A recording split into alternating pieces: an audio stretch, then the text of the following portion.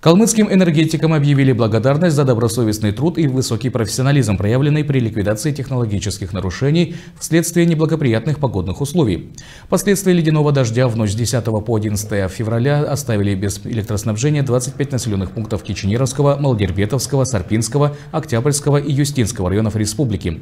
Для проведения аварийно-восстановительных работ были привлечены 24 бригады почти со всех райсетей республики. Для устранения последствий стихии привлекли 88 человек, 40 единиц техники.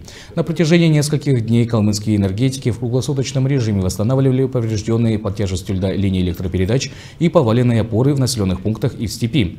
Работы велись в сложных погодных условиях. После ледяного дождя наступила оттепель, и добраться энергетикам до поврежденных объектов по степному бездорожью помогали местные фермеры и муниципальные предприятия на технике высокой проходимости. Благодарю за слаженную работу, высокий профессионализм и ответственность. Калмыцкие энергетики, осознавая свой служебный долг, в очередной раз проявили огромную самоотдачу при ликвидации в тяжелых условиях последствий аварийной ситуации, отметила министр ЖКХ и энергетики республики Виктория Мангутова.